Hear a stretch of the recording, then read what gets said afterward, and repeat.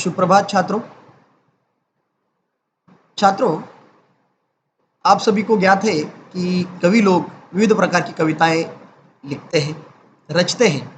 इतना ही नहीं, तो उनकी कल्पना के आधार पर वो न जाने कहाँ कहाँ से सागर से अलग अलग प्रकार के मोती चुनकर लेके आते हैं, विचारों के, कल्पनाओं के मोती।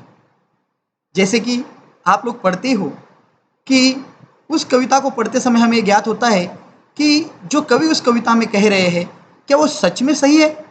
जैसे कि एक पंक्ति हम बार बार दोहराते हैं, अध्यापक हो या आपके घर के लोग हो, सदस्य हो, हर कोई दोहराता है कि जहां न पहुंचे रवि वहां पहुंचे कवि। मतलब क्या, सूरज जहां तक नहीं पहुंच पाता, मतलब सूरज की किरणें जहां तक नहीं पहुंच पाती, वहां पर कवि पहुंच जाता है। मतलब इसका अर्थ यह है कि कवि की कल्पना जो है वो वहां तक पहुंचती है। इसका अर्थ यह है कि कवि हर प्रकार की कल्पना कर सकता है।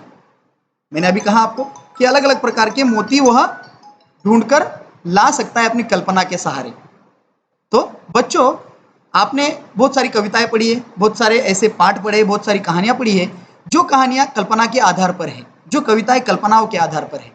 यही नहीं, आप भी सोचिए, जैसे आज की स्थिति हम लेते हैं, ये जो महामारी चल रही है कोरोना की, इस कोरोना की महामारी के बारे में आपके मन में भी कुछ ऐसी कल्पनाएं आ रही होगी कि कुछ ऐसा चमत्कार हो कि इस कोरोना को वो चमत्कार, ऐसा चमत्कार हो इस कोरोना को दूर भगा दे।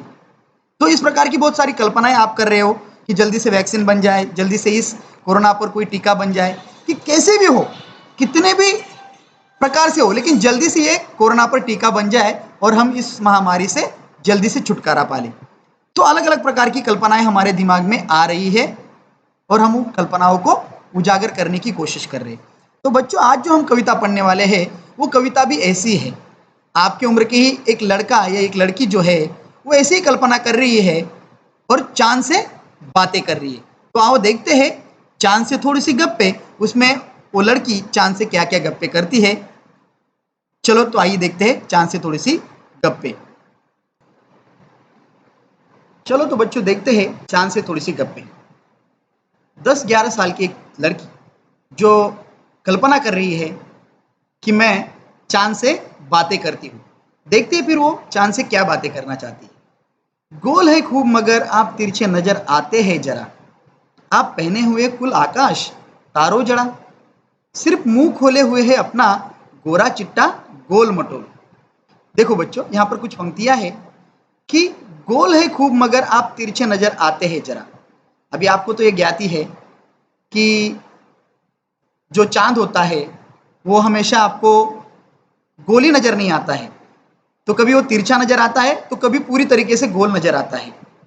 और यहाँ पर लड़की भी यही कहना चाहती है कि गोल है खूब मगर, गोल है खूब मगर आप तिरछे नजर आते हो जरा। लेकिन आप कैसे नजर आते हो, थोड़ा सा तिरछा नजर आते हो, क्योंकि आप पूरी तरह से गोल नहीं हुए हो, इसलिए आप तिरछे नजर आ रहे हो। आप पहने हुए हो कुल आकाश तारों जड़ा। अभी कुल, यहां पर एक शब्द आया है कुल, कुल का अर्थ है पूरा, और पहने हुए हो कुल आकाश तारों जड़ा।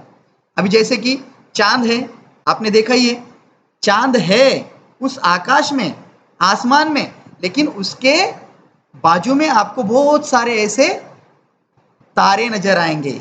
और यहां पर लड़की यही कह रही है कि वो जो तारे हैं वो तारे हैं आपकी पोशाक, है ना, आपने उसे पहना हुआ है, सिर्फ मुंह खोले हुए है अपना गोरा चिट्टा गोल मटोल। और फिर उस पोशाक में से ऐसा लगता है कि आप पूरी तरीके से, मतलब आपका पूरा शरीर जो है वो ढक चुका है, और सिर्फ आपका मुंह, जो मुंह है आपका, वो कैसा नजर आ रहा है, गोरा चिट्टा और गोल मटोल। देखो, एक लड़की की कल्पना है बच्चों। देखो और आगे लड़की कहना चाहती है, लड़की आगे कहती है, अपनी पोशाक को फैलाए हुए चारों सिमत आप कुछ तिरछे नजर आते हैं, जाने कैसे खूब है गोकी। देखो अभी यहाँ पर आया है शिमत शब्द आया है, शिमत। अभी शिमत का अर्थ क्या है, चारों दिशाओं में। देखो अभी वो क्या कह रही है, अपनी पोशाक को फैलाए हुए चारों सिमत, मतलब आप पूरी धरती पर, जितनी भी बड़ी धरती है उस धरती पर आपने अपनी पोशाक को फैला कर रखा है। आप कुछ तिरछे नजर आते हैं, जाने कैसे खूब है गोकी। अब यहाँ पे गोकी का अर्थ है यानी कि आप कैसे, समझ में नहीं आ रहा कि आप ऐसे कैसे हो, कि पूरे ब्रह्मांड को आपने अपने पोशाक से ढक लिया है और सिर्फ आपका मुंह हमें आप दिखा रहे हो। कैसे हो आप? समझ में नहीं आ रहा, सिर्फ तिरछे नजर आते हो, बाकी कुछ समझ में नहीं आ रहा। मतलब चारों दिशाओं में सिर्फ आपने अपनी पोशाक ही फैलाई हुई है, लेकिन आपका शरीर हमें नहीं दिखाई दे रहा, सिर्फ आपकी पोशाक और आपका मुंह हमें दिखाई दे रहा है। आगे देखो क्या कहती है, वाह जी वाह। फिर बोल रही है, क्या बात है, वाह जी वाह। सिर्फ हमें क्या मूर्ख समझ रहे हो आप, बुद्धू समझ रहे हो? सिर्फ इतना ही दिखाई देता है क्या? देखो आगे बोलती है, हमको बुद्धू ही नीरा समझा है, हम समझते ही नहीं जैसे कि आपको बीमारी है। और हाँ, अभी लड़की उनसे बातें करते करते उन्हें कह रही है कि चंदा, चंदा मामा, चांद जी, आप हमें बुद्धू न समझो, मूर्ख न समझो, हमें पूरी तरह से समझ में आ गया है आप आपका शरीर, आपका पूरा बदन हमें क्यों नहीं दिखाना चाहते। इसका अर्थ यह है कि आपको कुछ बीमारी है, इसीलिए आप हमें छोटे छोटे नजर आते हो, कभी बड़े नजर आते हो। तो देखते हैं ये बीमारी क्या है, और वो लड़की उस बीमारी को कैसे बताती है, किस तरीके से बताती है।